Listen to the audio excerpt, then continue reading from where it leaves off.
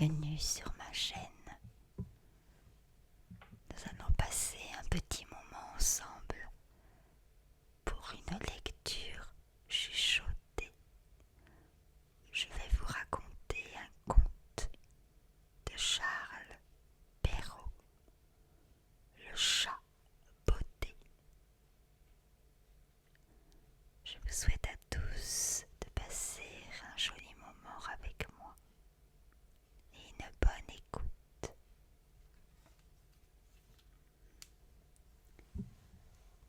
Un meunier ne laissa pas tout bien à 3 enfants qu'il avait, que son moulin, son âne et son chat. Les partages furent bientôt faits. Ni le notaire, ni le procureur n'y furent point appelés. Ils auraient dû bientôt manger tout le pauvre patrimoine. L'aîné eut le moulin, le second eut l'âne, et le plus jeune n'eut que le chat. Ce dernier ne pouvait se consoler d'avoir un si pauvre lot. Mes frères, disait-il, pourront gagner leur vie honnêtement en se mettant ensemble.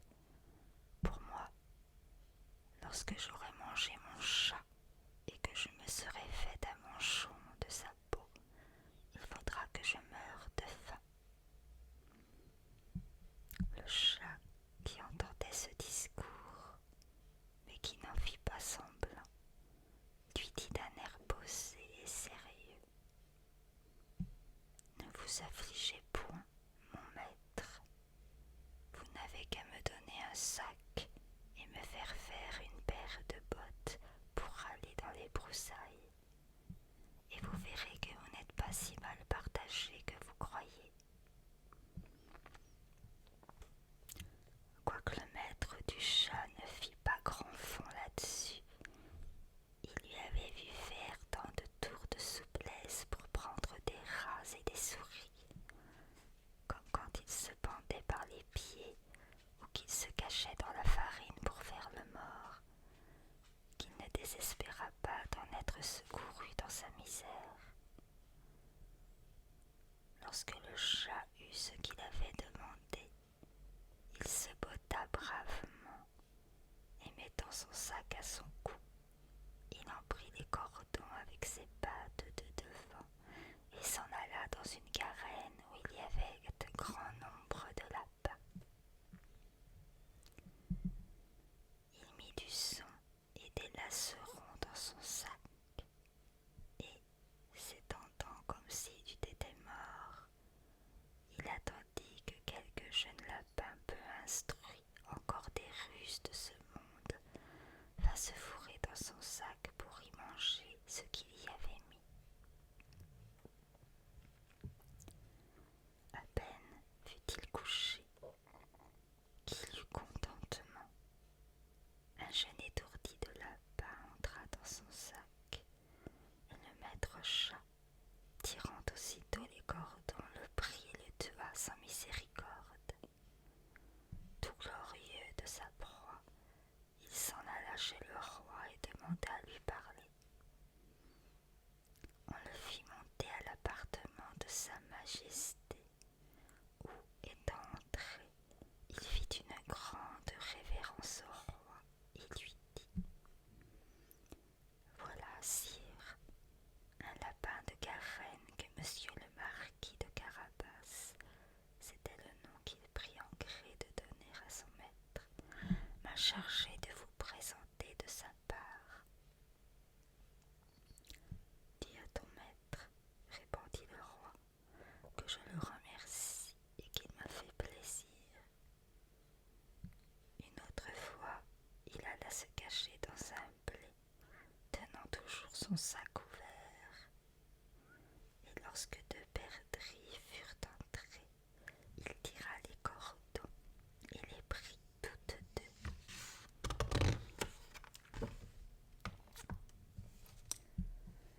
Il alla ensuite les présenter au roi, comme il avait fait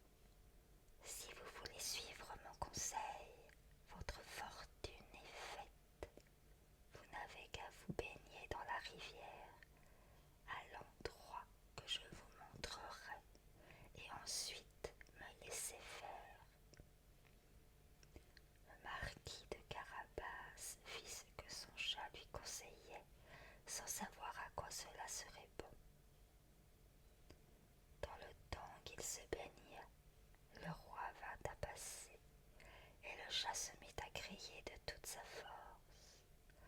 Au secours! Au secours! Voilà monsieur le marquis de Carabas qui se noie. À ce cri, le roi mit la tête à la portière et reconnaissant le chat qui lui avait apporté tant de fois du gibier, il ordonna à ses gardes qu'on allât vite au secours de monsieur le marquis de Carabas. Pendant qu'on retirait le pauvre marquis de la rivière, le chat, s'approchant du carrosse, dit au roi que, dans le temps que son maître se baignait, il était venu des voleurs qui avaient emporté ses habits, quoiqu'il eût crié aux voleurs de toute sa force. Le drôle les avait cachés sous une grosse pierre. Le roi ordonna aussitôt aux officiers de sa garde-robe d'aller quérir un de ses plus beaux habits pour monsieur le marquis de Carabas. Le roi lui fit 1000 caresses et, comme les beaux habits qu'on venait de lui donner relevaient sa bonne mine, car il était beau et bien fait de sa personne, la fille du roi le trouva fort à son gré, et le marquis de Carabas ne lui eut pas plutôt jeté 2 ou 3 regards fort respectueux et un peu tendres, qu'elle en devint amoureuse à la folie. Le roi voulut qu'il montât dans son carrosse et qu'il fût de la promenade. Le chat, ravi de voir que son dessein commençait à réussir, prit les devants, et ayant rencontré des paysans qui fauchaient un pré, il leur dit: Bonnes gens qui fauchez, si vous ne dites au roi que le pré que vous fauchez appartient à monsieur le marquis de Carabas, vous serez tous hachés menus comme j'ai rabatté. Le roi ne manqua pas de demander au faucheur à qui ce pré qu'il fauchait. C'est à monsieur le marquis de Carabas, dirent-ils tous ensemble, car la menace du chat leur avait fait peur. Vous avez là un bel héritage, dit le roi au marquis de Carabas. Vous voyez, sire, répondit le marquis, c'est un pré qui ne manque point de rapporter abondamment toutes les années.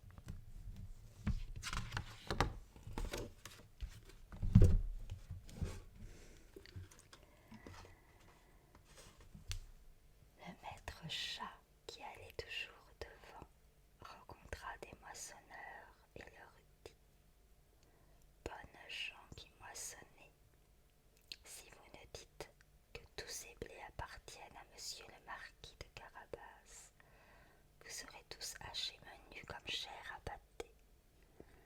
Le roi, qui passa un moment après, voulut savoir à qui appartenaient tous les blés qu'il voyait. C'est à monsieur le marquis de Carabas, répondirent les moissonneurs, et le roi s'en réjouit avec le marquis. Le chat, qui allait devant le carrosse, disait toujours la même chose à tous ceux qu'il rencontrait, et le roi était étonné des grands biens de monsieur le marquis de Carabas. Le maître chat arriva enfin dans un beau château, dont le maître était un ogre, le plus riche qu'on eût jamais vu, car toutes les terres par où le roi avait passé étaient de la dépendance de ce château. Le chat eut soin de s'informer qui était cet ogre et ce qu'il savait faire, et demanda à lui parler, disant qu'il n'avait pas voulu passer si près de son château sans avoir l'honneur de lui faire la révérence. L'ogre le reçut aussi civilement que le peut un ogre et le fit reposer. On m'a assuré, dit le chat, que vous aviez le don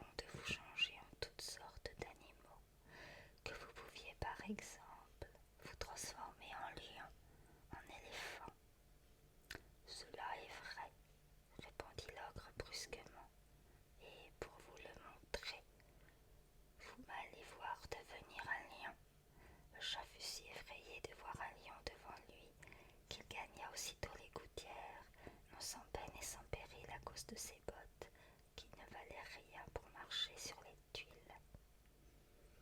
Quelque temps après, le chat, ayant vu que l'ogre avait quitté sa première forme, descendit et avoua qu'il avait eu bien peur. On m'a assuré encore, dit le chat, mais je ne saurais le croire, que vous aviez aussi le pouvoir de prendre la forme des plus petits animaux. Par exemple, de vous changer en un rat, en une souris. Je vous avoue que je tiens cela tout à fait impossible. Impossible, reprit l'ogre, vous allez voir. Et en même temps il se changea en une souris qui se mit à courir sur le plancher. Le chat ne l'eut pas plutôt aperçu qu'il se jeta dessus et la mangea.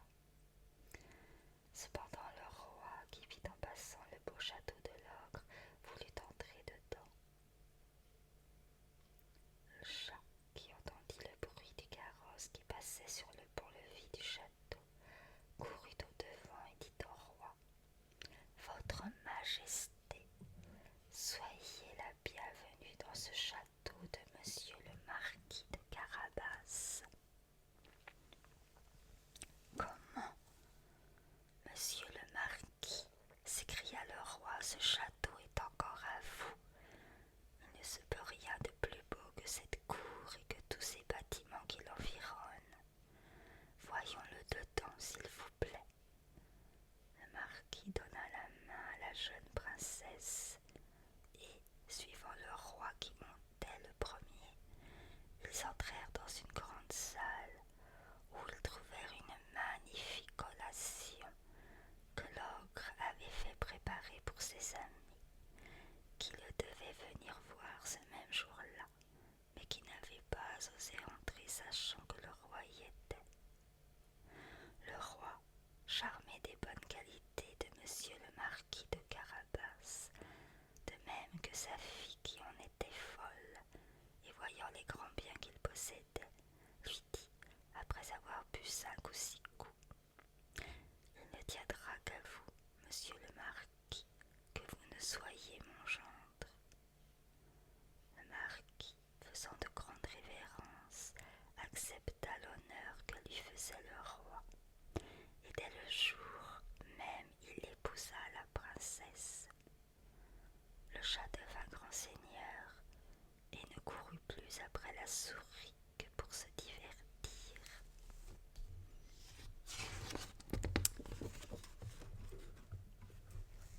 La moralité de ce conte: quelque grand que soit l'avantage de jouir d'un riche héritage, venant à nous de père en fils, aux jeunes gens pour l'ordinaire, l'industrie et le savoir-faire valent mieux que des biens acquis.